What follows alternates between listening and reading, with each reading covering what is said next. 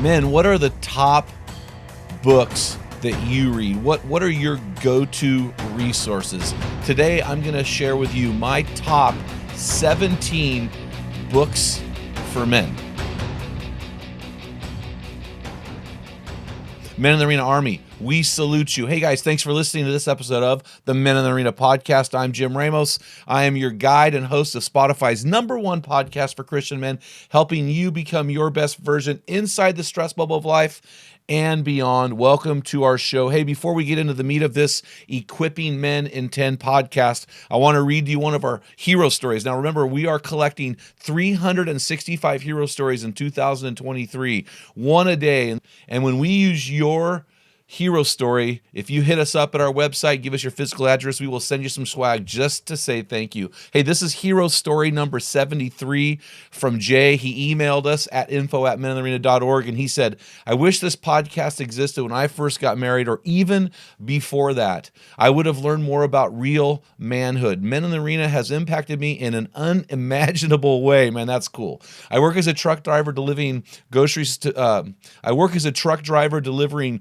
grocery stores, and as soon as I start driving, I press that play button on your podcast. This is pretty interesting. I was born in Brazil, he writes, but came to America very young. I've never had parents or nobody teaching me the Bible, and through your program, I've realized how important it is. Man, Jay, thank you so much, man. Hit us up. We want to send you some swag. So I want to jump into the meat of this podcast, guys. So the meat of this podcast is about the top books that I read. You know, for the past 25 years, I've read at the minimum 30 books a year, as much as 60 books a year in 2022. What I want to share with you is what I have experienced to be my top books, and I'll tell you why. So there are a couple measuring rods I use for how good a book is. One is it something that I've read more than once? Is it a book that I quote often? Is it a book that has a movie produced after it? And when I see that movie, I want to watch it over and over again because I was so engaged in the book. So these are some of the measurements that I use when I pick my best or my top books. So in today's podcast, I'm going to tell you about 2 Bible options, 3 biographical adventure options, 6 fiction books, and 6 nonfiction books. Again, these are all my top picks out of all the books I've read over the course of my life. So as far as the Bible options, on our website, meninthearena.org, we sell a Bible that I hand-selected for men. I wanted a Bible, first of all, that was made out of genuine leather, that we had our brand stamped on it, like our seal of approval. I wanted a Bible translation that was easy for men to read, yet it wasn't watered down.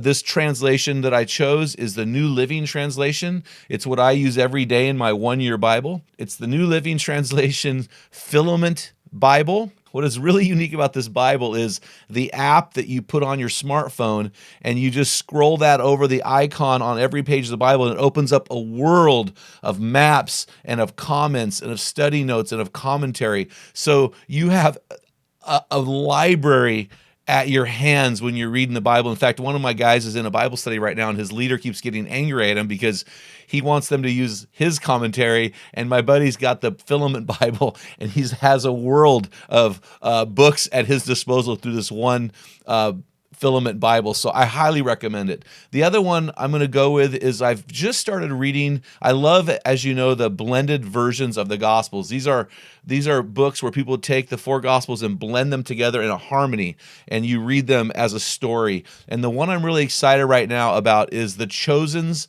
If you watch the Chosen series, they have produced a blended harmony of the gospel called The Chosen Blended Harmony of the Gospel. And I love this version, except I found a typo.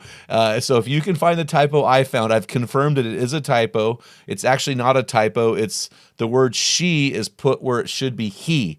And so if you find that typo in that version, hit me up and I will send you like a hat or a shirt or something cool just to say thank you for finding the same thing I found.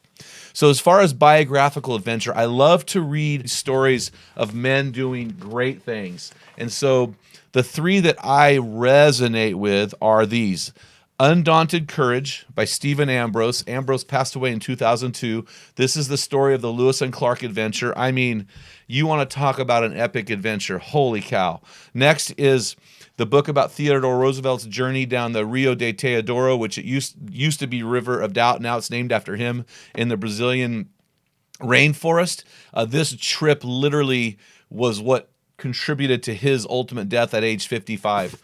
The next one is the book called Endurance. It's the story of Ernest Shackleton and his fourth trans-Arctic adventure. Man, I'm telling you what, these 3 books, when you walk away, you will go, I am so soft. I am so soft. I don't care if you finished your Spartan race, bro. When you read this stuff, you're just going to be blown away at how tough these men were. So those are my top 3 biographical adventure books. Now let's move to fiction. I would say about 20%, 15, maybe 15% of the books I read are fiction. I like to read them. They're usually a fast read. They're usually nice and relaxing. They keep my mind alive. But there are some books that have really impacted me that are fiction books. The first one is called 1 Second After by William Forstchen. This book inspired me because we live in America. We don't realize this. We are 9 meals away from total anarchy. If we have a supply chain breakdown, it's over. In the pandemic, we had stores emptied. We had people, buying out all the toilet paper because of the fear of a lost supply chain. In this book, Forstchen talks about an EMP, an electromagnetic pulse that was launched, potentially would be launched over America, and how it would shut down the complete grid. And if that ever happened, we live in a world that is completely dependent upon electricity. If we lost electricity for an extended period of time, millions would die within a week. So this gets me thinking about what are some resources I need to have on hand in case of any situation. We in America tend to depend on our government. We tend to depend on other people to take care of us. But we have an obligation as men to take care of those we love. Joseph was empowered by the Pharaoh to build storehouses to overcome the famine, and he did it. And I think for us, we need to have a storehouse, a supply of things, of goods on hand that will help us survive a grid down or a apocalyptic type of situation. In a couple of weeks, I'll be giving you a podcast called My 7 Bs.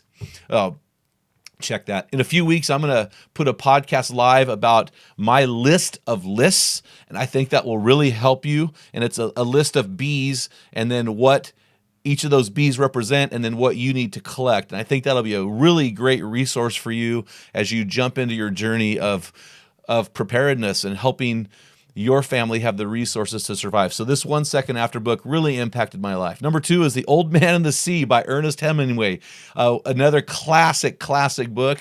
And why is this such a powerful book for me? Because this book talks about resolve that is often not ever rewarded. It talks about this book talks about our rewards. It's basically about this man catching a giant marlin in the Sea of Cortez and what happens there. And oftentimes our greatest efforts go without reward or recognition. And I think there's something powerful to be learned from that book.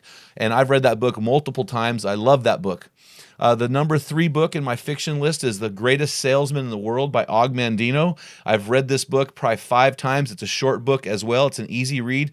This book was incredibly inspiring to me, informing rhythms, routines, and habits that would get through life. I promise you will be misty-eyed by the last 5 pages of the book. I promise you. Number 4 for me is Call of Wild by Jack London, and his complementary book to that called White Fang. So Call of the Wild is about a domestic dog becoming wild. White Fang is about a wild wolf becoming domesticated. But what really impacts me about this book is on page 60 and 61 of Call of the Wild.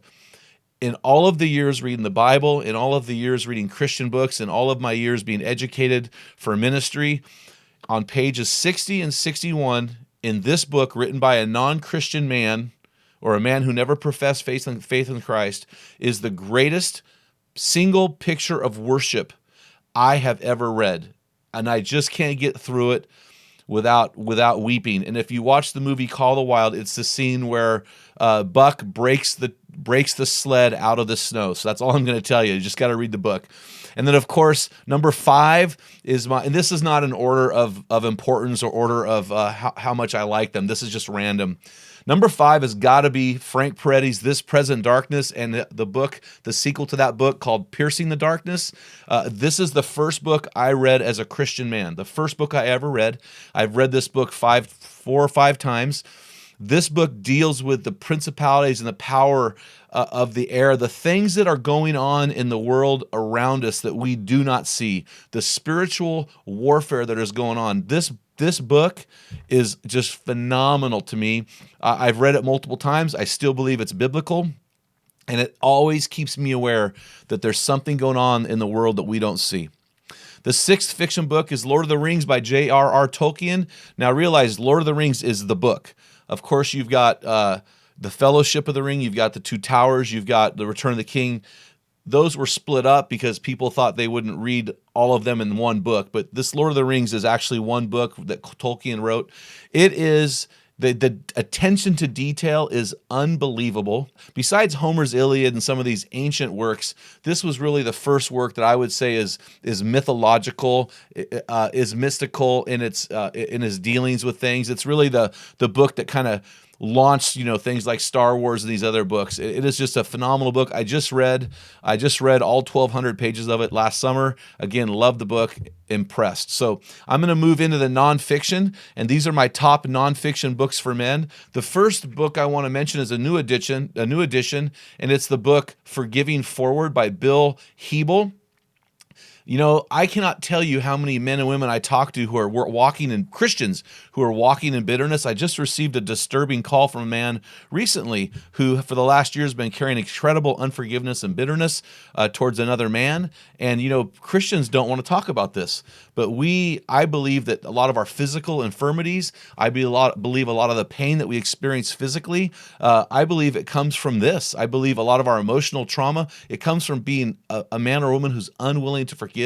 And this is the best book I've ever read on the topic. The next one, of course, I got to throw Wild and Hard there by John Eldredge. Read that book 6 times. That was the first book that I read about manhood and masculinity in 2001 when the book was released, and it continues to be an epic book, and every man should have that in his library. The next one was a book that surprised me several years ago. It's written by the late Reggie Campbell. The book is called What Radical Husbands Do. This is a very short book, but man, the way he brings like key points that a man needs to implement in his marriage, burn the ships, love what she loves, accept your bride. These principles are principles I still teach to this day. And this is a phenomenal book. I was just shocked at how great this book was. You need to have it in your library. It's about 130 pages. It's an easy read.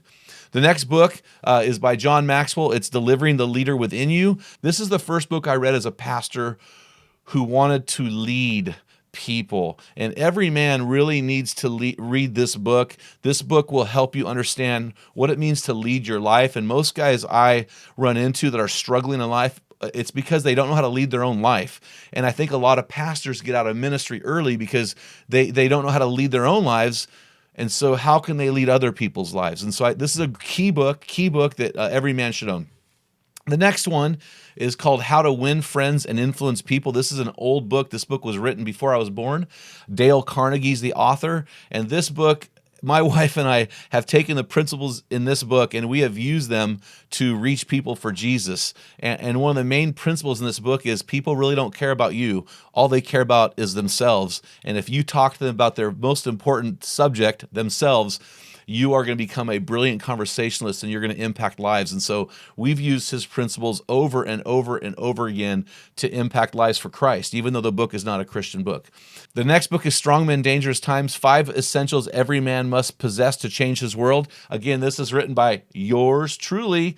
This book just came out on Audible. And so I am so excited about this book. This is the first book I've ever read or written that really deals with what are the key ingredients that separate a man from a boy. What is a man versus a male? So this book really gives a man a target to shoot at when he's aiming at masculinity. And I'm super excited about this book. It just came out on Audible, so you dudes who are commuting back and forth to work that really love education and knowledge but don't have time to read, man, pick up a copy of this book on Audible. You're going to love it.